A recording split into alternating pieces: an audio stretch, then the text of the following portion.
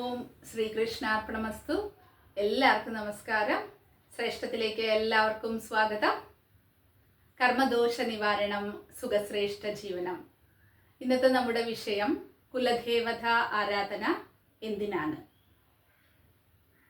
കാഞ്ചി പെരിയവ സ്വാമിജി പറഞ്ഞിട്ടുള്ളത്, നമ്മുടെ പൂർവികർ തൊഴുതുപോയിട്ടുള്ള ആ ക്ഷേത്രത്തിൽ എത്തുമ്പോഴാണ് നമ്മുടെ പരമ്പര ഇതാണ് എന്ന ഒരു ഓർമ്മപ്പെടുത്തലുകൾ ഉണ്ടാവുന്നത്. അപ്പൊ ഈ ഒരു ക്ഷേത്രത്തിൽ, കുലദേവതാ ക്ഷേത്രത്തിൽ എത്തുമ്പോൾ മാത്രമാണ് ആ ഒരു തിരിച്ചറിവ് നമുക്കുണ്ടാവുന്നത്. ഒരു നാഴികയെങ്കിലും, അതായത് ഒരു 24 മിനിറ്റ് എങ്കിലും നമ്മൾ അവിടെ ചിലവഴിക്കണം എന്നുള്ളതാണ് ശാസ്ത്രം അനുശാസിക്കുന്നത്. നമ്മൾ കണ്ടിട്ടുണ്ടാവും, നമ്മുടെ തറവാടുകളിലൊക്കെ മച്ചിൽ ദേവത എന്നൊക്കെ പറയുന്നതൊക്കെ കുലദേവത ഗ്രൂപ്പിലുള്ളതാണ്.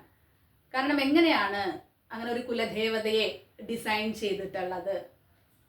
നല്ല മാന്ത്രിക ശക്തിയോടുകൂടെ, നല്ല തപശക്തിയോടുകൂടിയുള്ള പണ്ഡിതന്മാർ നമ്മുടെ പൂർവികരായിട്ടുണ്ടായിരിക്കണം.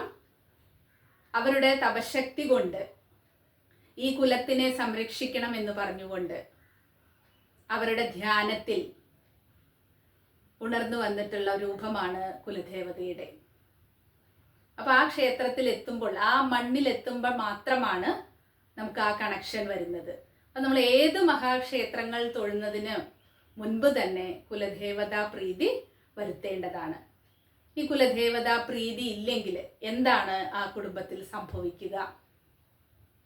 വിവാഹ ജീവിതം പ്രശ്നത്തിലുണ്ടാവുക, വിവാഹം കഴിയുക എന്നുള്ളത് തന്നെ ഒരു ചോദ്യചിഹ്നമായിട്ട് മാറുക, കഴിഞ്ഞാലും ദാമ്പത്യ ജീവിതം സുഖകരമാവാതിരിക്കുക, സന്താനമില്ലാതിരിക്കുക എന്നീ കാരണങ്ങൾ ഒരു കുടുംബത്തിൽ ഉണ്ടാവുന്നത് എങ്കിൽ തീർച്ചയായും ആ കുടുംബത്തിൽ കുലദേവതാ പ്രീതി ഇല്ലെന്ന് വേണം മനസ്സിലാക്കാനായിട്ട്. ഇന്ന് നമ്മുടെ കുട്ടികളെല്ലാം വിദേശത്തേക്ക് ഓടുവാനായിട്ട് ശ്രമിച്ചുകൊണ്ടിരിക്കുകയാണ്.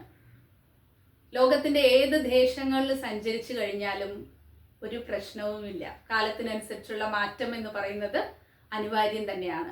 പക്ഷെ നമ്മൾ ഒന്ന് ഓർക്കേണ്ടത്, വർഷത്തിൽ ഒരു തവണയെങ്കിലും നമ്മുടെ ആ ക്ഷേത്രത്തിൽ വന്ന് കുറച്ചു നേരം അവിടെ ചെലവഴിക്കുമ്പോൾ നമുക്ക് എന്താണ് സംഭവിക്കുന്നത്? നല്ലൊരു ഡിസിഷൻ മേക്കിംഗ് പവർ നമ്മൾ അവിടെ നിന്നാണ് ഉത്ഭവിക്കുന്നത്.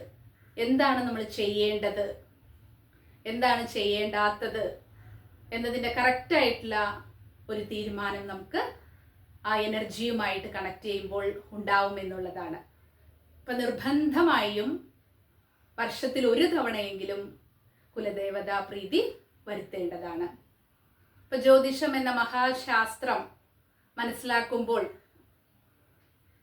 ഒരു ഹൊറോസ്കോപ്പ് കാണുമ്പോൾ മനസ്സിലാവും കുലദേവതാ പ്രീതി ഉണ്ടോ ഇല്ലയോ എന്നുള്ളത് മനസ്സിലാക്കാനായിട്ട് സാധിക്കും. DNA അസ്ട്രോളജി പ്രകാരം കർമ്മസിദ്ധാന്തത്തിലൂടെയും മനസ്സിലാക്കാം. വേദിക് അസ്ട്രോളജിയിൽ 5, 9 ഭാവങ്ങളുമായിട്ട് ബന്ധം വരുമ്പോഴും കുലദേവതാ പ്രീതി ഉള്ള ഗ്രഹനിലയാണോ അല്ലയോ എന്ന് മനസ്സിലാക്കാനായിട്ട് സാധിക്കും. കാരണം പൂർവ്വ ജന്മ പുണ്യമാണ് ഈ കുലദേവതാ കണക്ഷൻ എന്ന് പറയുന്നത്. അതുകൊണ്ട് തന്നെ 5ാം ഭാവത്തിനും അതുപോലെ തന്നെ ധാർമ്മികത പറഞ്ഞു തരുന്ന 9ാം ഭാവത്തിനും വളരെ പ്രസക്തമുണ്ട് കുലദേവതാ കണക്ഷനുമായിട്ട്. അപ്പൊ 5ൽ പാപന്മാർ നിൽക്കാതിരിക്കുക, അല്ലെങ്കിൽ 5, 9 ഭാവാധിപന്മാർക്ക് ദോഷം സംഭവിക്കാതിരിക്കുക, നല്ല ശുഭത്വമായിട്ടിരിക്കുക എന്നൊക്കെയാണ് കുലദേവതാ കണക്ഷൻ നന്നായിട്ടുണ്ട് എന്നുള്ളത് നമുക്ക് ഹൊറോസ്കോപ്പിലൂടെ മനസ്സിലാക്കാനായിട്ട് സാധിക്കാം. അപ്പോൾ ശുഭഗ്രഹങ്ങളെല്ലാം തന്നെ നീചാവസ്ഥയിലോ അല്ലെങ്കിൽ അനുഭവ ഗുണം തരാത്ത അവസ്ഥയിൽ ഇരിക്കുകയും, രാഹു തുടങ്ങിയിട്ടുള്ള ഛായാഗ്രഹങ്ങളുടെ ആധിക്യം ഒരു ഗ്രഹനിലയിൽ കൂടുമ്പോഴുമാണ് അവിടെ കുലദേവതാ കണക്ഷൻ ഇല്ല എന്ന് മനസ്സിലാക്കേണ്ടത്. പലരും പറഞ്ഞു കേട്ടിട്ടുണ്ട്, മുത്തശ്ശിക്ക് അറിയില്ലായിരുന്നു കുടുംബം ഏതാണെന്ന്, അതുകൊണ്ട് ഞങ്ങൾക്കൊന്നും തന്നെ അറിയാൻ കഴിഞ്ഞിട്ടില്ല എന്നൊക്കെ അവരെ ശപിച്ചുകൊണ്ട് സംസാരിക്കുന്നത് കേട്ടിട്ടുണ്ട്. എനിക്ക് അവരോട് പറയാനുള്ളത്, ഇതുപോലെയുള്ള സംശയം നിങ്ങൾക്ക് ആർക്കെങ്കിലും ഉണ്ടാവുമ്പോഴും നമ്മൾ മനസ്സിലാക്കേണ്ട ഒരു കാര്യമുണ്ട്. പൂർവ്വജന്മത്തിൽ നല്ലൊരു കുലത്തിൽ പിറന്നിട്ടും നമ്മുടെ കുലദേവതയെ ശരിയായിട്ട് നമ്മൾ മനസ്സിലാക്കിയില്ലെങ്കിൽ, അവരെ വേണ്ട പോലെ ആരാധിച്ചില്ലെങ്കിൽ നമുക്ക് ഇനിയൊരു ജന്മമുണ്ട്. അതാണ് നമ്മുടെ ഈ ജന്മം എന്ന് പറയുന്നത്. അപ്പൊ തീർച്ചയായിട്ടും ആ കുലദേവത കണക്ഷൻ ഇല്ലാത്ത ഒരു കുടുംബത്തിലായിരിക്കും നാം ജനിക്കുക എന്നുള്ളതാണ്. ആ ഒരു പ്രകൃതി സത്യം ഉൾക്കൊള്ളുക എന്നതാണ് എല്ലാവരും ചെയ്യേണ്ടത്. അപ്പൊ കുലദേവതയെ എങ്ങനെ കണ്ടുപിടിക്കാം? എൻ്റെ ചെറിയ അഭിപ്രായത്തിൽ ജ്യോതിഷത്തിലൂടെ കുലദേവത കണ്ടുപിടിക്കുന്നതിനേക്കാളും നമ്മുടെ പാരമ്പര്യത്തെ തേടി പോവുക എന്നുള്ളതാണ് നമ്മൾ ഓരോരുത്തരും ചെയ്യേണ്ടത് എന്നുള്ളതാണ്. അപ്പൊ തീർച്ചയായിട്ടും നമുക്ക് കുലദേവതയെ മനസ്സിലാക്കാനായിട്ട് സാധിക്കും. പിന്നെ എന്താണ് അതിനൊരു പോംവഴി? ഞായറാഴ്ച ദിവസം വളരെ നല്ലതാണ്. അതുപോലെ തന്നെ അമാവാസി ദിവസവും ഇതുപോലെയുള്ള കുലദേവതാ പൂജയ്ക്ക് വളരെ നല്ലതാണ്. അപ്പം നമ്മൾ എന്താണ് ചെയ്യേണ്ടത്? വളരെ ലളിതമായ ഒരു പരിഹാരം. നമുക്ക് കുലദേവത ആരാണെന്ന് അറിയുന്നില്ല. അപ്പം നമ്മൾ എന്ത് ചെയ്യണം? നമ്മുടെ ടെറസിൽ വളരെ വൃത്തിയായിരിക്കണം എന്നുള്ളതാണ്. നല്ല ശുദ്ധമായിട്ടുള്ള ഒരു സ്ഥലത്തായിരിക്കണം നമ്മൾ ഇരിക്കേണ്ടത്. ഒരു നിലവിളക്ക് കത്തിച്ചുകൊണ്ട് ഒരു ശർക്കര പായസം അല്ലെങ്കിൽ ഒരു നെയ്പായസം നിവേദിച്ച് നാം മനസ്സുരുകി പ്രാർത്ഥിക്കുകയാണ്. എനിക്കറിയുന്നില്ല, എൻ്റെ പൂർവികം മനസ്സിലാക്കാനായിട്ട് എനിക്ക് സാധിക്കുന്നില്ല എന്ന വിഷമത്തോടെ അങ്ങനെ പ്രാർത്ഥിക്കുമ്പോൾ തീർച്ചയായിട്ടും നമ്മുടെ കുലദേവതയുടെ ഒരു കണക്ഷൻ ആരിൽ നിന്നെങ്കിലും നമുക്ക് എത്തിച്ചേരുമെന്നുള്ളതാണ്. അപ്പോൾ കുലദേവത ആരാണെന്ന് അറിയാത്തവർ ഈ ഒരു കാര്യം ചെയ്തു നോക്കുക. അറിയുന്നവർ എന്താണ് ചെയ്യേണ്ടത്?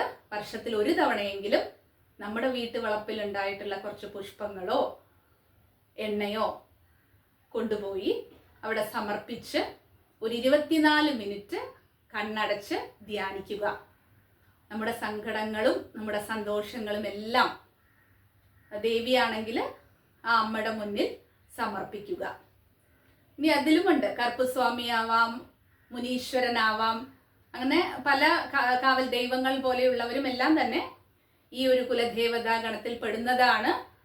അത് ശനിയുമായിട്ടോ ശനിയുടെ രാശിയായിട്ടുള്ള മകരം കുംഭം രാശി നവാംശത്തിലെ 5ാം അധിപതിയായിട്ട് വരിക, ഇങ്ങനെയൊക്കെ ചെയ്യുമ്പോൾ കാവൽ ദൈവങ്ങളായിരിക്കും നമ്മളെ സപ്പോർട്ട് ചെയ്യുക എന്നുള്ള കാര്യങ്ങളൊക്കെ മനസ്സിലാക്കാനായിട്ട് ജ്യോതിഷത്തിലൂടെ സാധിക്കുമെന്നുള്ളതാണ്.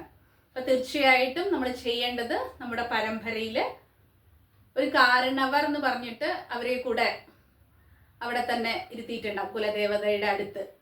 പണ്ടുള്ള തറവാട്ടിലൊക്കെ കണ്ടിട്ടുണ്ടാവണം. അപ്പം എന്തുകൊണ്ടാന്ന് വെച്ചാൽ ആ കാരണവരാണ് പൂജാ മന്ത്രങ്ങളോടുകൂടെ ധ്യാനിച്ച് ആ ദേവതയെ പ്രത്യക്ഷപ്പെടുത്തി ഈ കുടുംബത്തിന് വേണ്ടിയിട്ട്, ഈ കുടുംബത്തിന്റെ സകല ഐശ്വര്യങ്ങൾക്കും വേണ്ടി അവിടെ സ്ഥാപിച്ചിട്ടുള്ള വ്യക്തി. അപ്പം നമ്മൾ ആദ്യം ആ കാരണവരെ തൊഴുതതിന് ശേഷം നമ്മുടെ കുലദേവതയായിട്ടുള്ള കാവൽ ദൈവങ്ങളെയോ ദേവി സങ്കല്പമാണെങ്കിൽ അങ്ങനെ അവിടെ കൂടെ തൊഴുക എന്നുള്ളതാണ്. അപ്പം ഇത്രയും കാര്യങ്ങൾ ചെയ്യുമ്പോൾ എന്താണ് സംഭവിക്കുന്നത്? വിവാഹം, സന്താനം എന്നുള്ളൊരു കാര്യത്തിൽ നമുക്ക് പ്രശ്നങ്ങൾ ഉണ്ടാവുന്നില്ല എന്നുള്ളതാണ്. നമ്മൾ കഴിഞ്ഞ വീഡിയോ ചെയ്തിട്ടുണ്ടായിരുന്നു പിതൃക്കളുടെ കാര്യത്തിൽ. ഇപ്പോൾ ഒരു പിതൃക്കളുടെ ദോഷമാണ് ഒരു കുടുംബത്തിലുള്ളത് എങ്കിൽ അവിടെ സംഭവിക്കുന്ന കാര്യങ്ങൾ എന്ന് പറയുന്നത് സഡൻ ഡെത്തുകളാണ്, ദുർമരണം സംഭവിക്കുക എന്നുള്ളതാണ്. ആത്മഹത്യ, ക്യാൻസർ പോലെയുള്ള 4ാമത്തെ സ്റ്റേജ് ഒക്കെ ആകുമ്പോഴാണ് ക്യാൻസർ ആണെന്ന് തന്നെ അറിയാനായിട്ട് സാധിക്കുക. അപ്പം അങ്ങനെയുള്ള ക്യാൻസർ പോലെയുള്ള മാരക രോഗങ്ങൾ, ആത്മഹത്യ ചെയ്യുക, വണ്ടിയിൽ ആക്സിഡന്റ് ഉണ്ടാവുക, ഇങ്ങനെയുള്ള കാര്യങ്ങളൊക്കെയാണ് കുടുംബത്തിൽ നടക്കുന്നത് എങ്കിൽ അവിടെ പിതൃക്കളുടെ ശാപം കൊണ്ടാണ് എന്നുള്ളതാണ്. അപ്പോൾ പിതൃപൂജയും കുലദേവതാ പൂജയും ശരിയായി നടത്തി വരുന്ന ഒരു കുടുംബത്തിൽ തീർച്ചയായും ഇത്തരം പ്രശ്നങ്ങൾ ഉണ്ടാവുന്നില്ല എന്നുള്ളതാണ്. നമ്മുടെ പൂർവ്വജന്മത്തിന്റെ ബാക്കി പത്രം തന്നെയാണ് ഇത് എന്നുള്ളത് നമ്മൾ അറിയേണ്ടതാണ്. ഇതൊക്കെ വിശ്വാസം ഇല്ലാത്തവരുണ്ടാവും, അവരെ അവരുടെ വഴിക്ക് വിടുക. നമ്മൾ ഈ ശാസ്ത്രങ്ങളൊക്കെ മനസ്സിലാക്കാനായിട്ട് ശ്രമിക്കുക. ആ ഒരു ജ്ഞാനം നേടിയെടുക്കുക എന്നുള്ളതാണ് ഓരോ മാനവരാശിയുടെയും. ജീവജാലങ്ങളിൽ നിന്ന് മനുഷ്യരാശികൾക്ക് എന്താണ് വ്യത്യാസം? ഇതുപോലെയുള്ള അറിവുകൾ മനസ്സിലാക്കാനും അതിനനുസരിച്ച് പ്രവർത്തിക്കാനുള്ള കഴിവുണ്ട്. അപ്പൊ ആ കഴിവിലേക്ക്, ആ പരബ്രഹ്മം എന്നുള്ള ആ ചൈതന്യത്തിലേക്ക് നമുക്ക് ഉയരണം എന്നുണ്ടെങ്കിൽ തീർച്ചയായും കുലദേവതാ പ്രീതിയും പിതൃദോഷ നിവാരണവും നിർബന്ധമായിട്ടും ചെയ്യേണ്ട കാര്യമാണ്.